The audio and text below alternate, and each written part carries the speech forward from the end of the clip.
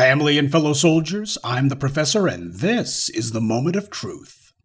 And now the Friday Crime Report. This is Brittanee Drexel. She was 17 years old and from New York State. She went missing in 2009 after she snuck away from home to go party for spring break at Myrtle Beach in South Carolina. It became the typical missing white woman of the week story, with the white media going into their usual feeding frenzy where every stone had to be overturned, every nook and cranny inspected, every stranger must be questioned. Well, certain strangers anyway. She must be found. The white media and the white authorities made a big deal about her disappearance, as they always do under these circumstances. But they went years with no real leads. Well, there was one person who briefly came up on their radar in 2011, but they soon ruled him out. However, who they didn't rule out was Timothy Deshaun Taylor. In 2016, the FBI, with no real evidence, named Taylor as a person of interest in the Brittanee Drexel disappearance. You can imagine what this did to Timothy Taylor and his family. A white woman's reported missing, presumed dead, and the FBI says a black man is a person of interest. And this is in South Carolina too? Timothy Taylor's mother got death threats. She lost her job that she had been at for 11 years. The white supremacists there put them through hell, and that's just the FBI and the white media I'm talking about. And don't think the FBI putting Timothy Taylor and his family in the crosshairs of racists in South Carolina was some kind of coincidence or that it was unintentional. The FBI did that deliberately. I'll tell you about that in a moment. So, why were the feds interested in Mr. Taylor at all? According to court records, the FBI said a jailhouse snitch, informant, had told the authorities that they witnessed Taylor and others sexually assaulting Drexel at a stash house. There's absolutely no excuse for the FBI to believe a story like that. You want to know why? Here's a picture of Timothy Taylor. You've probably noticed that he's missing an arm. He lost his left arm after a childhood accident. So how the world is he going to be raping and killing anyone with only one arm? And of course the snitch, informant, said that they witnessed this. The question then becomes, why didn't the FBI put charges on this person? And why didn't this snitch, informant, tell the FBI who the other alleged assailants of Brittanee Drexel were? A guy with one arm is who they tried to frame for this. Maybe somebody had watched The Fugitive one too many times. Clearly the authorities and the FBI were dead wrong, but that wasn't going to stop them from trying to put Timothy Taylor in prison for a crime he didn't commit. They didn't have the ability to charge Taylor with anything related to the Drexel case because they had no evidence, but that's okay. They instead looked to see if he had any priors, and they found out that he'd done time for an armed robbery. No pun intended. He had served his debt to society, and now he was trying to get on with his life. But even though Taylor had served his time for that at the state level, the FBI decided to put federal charges on him for that crime. Why? As the FBI themselves admitted during Taylor's bond hearing, they put federal charges on him as a means to coerce Taylor into confessing to Brittanee Drexel's murder. All he had to do was tell the FBI what happened, or make up a story, and they would give him a plea deal, which even without a body would allow the feds to claim that the case was closed, quote-unquote. The feds actually admitted to doing this, that they filed charges against someone not because they were some big criminal, but merely as a way to pressure someone into taking a plea deal or making a confession to a totally unrelated case. This is prosecutorial misconduct. Well, 3 years later, the feds and the courts gave up on railroading Mr. Taylor, but they never told the public that he had been ruled out as a suspect, because truth be told, he wasn't. The white media still continued to report on the Brittanee Drexel disappearance, and the white media still continued to mention Timothy Taylor's name as a suspect. Because a white woman is missing, and obviously a black man had to have done it because, well, reasons. Obviously, the white supremacists and the FBI put their empty heads together with the good old boys in South Carolina, and they tried to see if they could put a murder jacket on Mr. Taylor. But it didn't fit.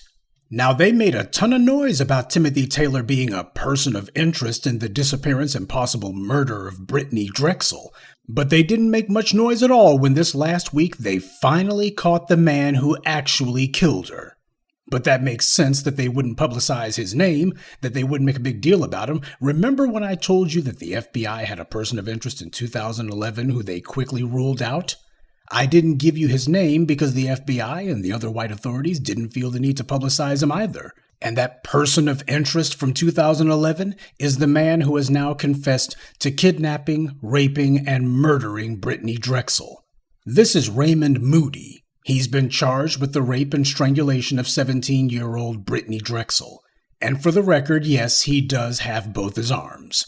And of course, you won't be surprised to learn that this guy has a long history of crimes prior to this. Now, the white media, as a matter of course, always glosses over the criminal records of certain suspects. In this case, all they said was, Moody has an extensive sex offender criminal history. And that's the last they mentioned about his criminal record. No details. Well, this is the Washington Post after all. Nobody expects them to go in depth.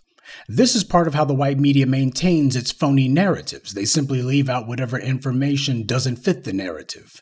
Well, all it takes is 5 seconds of Googling and you immediately find out this Moody character has a record from the Low Country to California, going all the way back to 1983. I'd guess at least a third of you listening to me weren't even born when this guy began his criminal career. In 1983, he was charged and convicted with kidnapping, rape, sodomy of a child under the age of 14 while inflicting great bodily injury, and lewd acts with a child under 14. Now, for all of that, he should have gotten life in prison easily, but some people are just genetically immune from law, so all he got was a 40-year sentence. He only served half of that before he was released in 2004, and he was let off of parole in 2007. And how long did he manage to keep his nose clean? Not very long at all. September 2008, he was charged with indecent exposure. In South Carolina, that carries up to 3 years, or it would for some people, like perhaps Timothy Taylor, though not for Moody. That charge was reduced to public disorderly conduct because of course it was. A man who had kidnapped, raped, and sodomized a child, and as soon as he gets off parole, he immediately goes back to his old ways. February 2009, Moody was charged with first offender failure to register as a sex offender in the county. He was fined a measly $250 for that. April 22, 2009, 17-year-old Brittanee Drexel sneaks off from her family in New York so she can go party in Myrtle Beach, South Carolina for spring break. 3 days later, on the night of April 25th, Brittanee Drexel was kidnapped, raped, and murdered by Raymond Moody, who then buried her body in the woods. It was only on May 4th of this month that Moody was finally arrested and charged with obstruction of justice, but the authorities refused to comment on why exactly he was arrested. Considering that he confessed, I'm willing to bet the evidence was a little bit more substantial than the uncorroborated word of a jailhouse snitch, informant. The story of Brittanee Drexel's murder was a national story at the time that it happened, and when Timothy Taylor was named a person of interest, the white authorities made sure to keep him in the spotlight as long as possible, all in an attempt to make him confess to a crime that he didn't commit. But now that the truth has finally come out about Brittanee Drexel's disappearance, it's being treated like a local story. The capture of Raymond Moody isn't being given much more attention than it was in 2011 when he was a person of interest. If the FBI and the other so-called authorities had done their jobs in 2011 and focused on the killer instead of focusing on an innocent black man, the family of Brittanee Drexel wouldn't have had to wait 13 years to see the murderer brought to justice.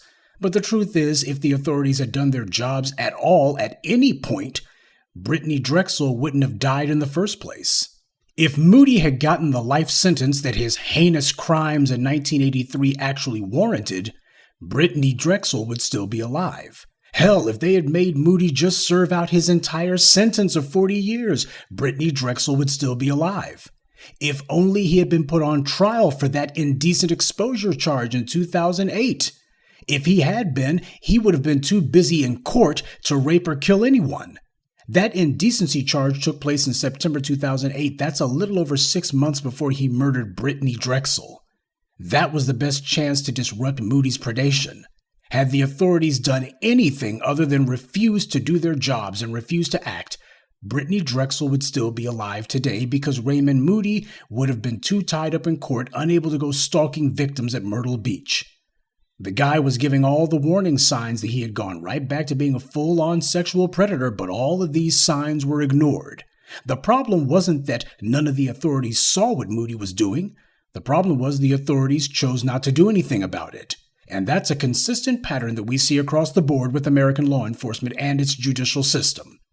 And just for the record, Moody was also named as a person of interest in another missing persons case, Crystal Souls. She's been missing for 17 years. An injustice system that conveys inherent immunity on people is not some victimless crime.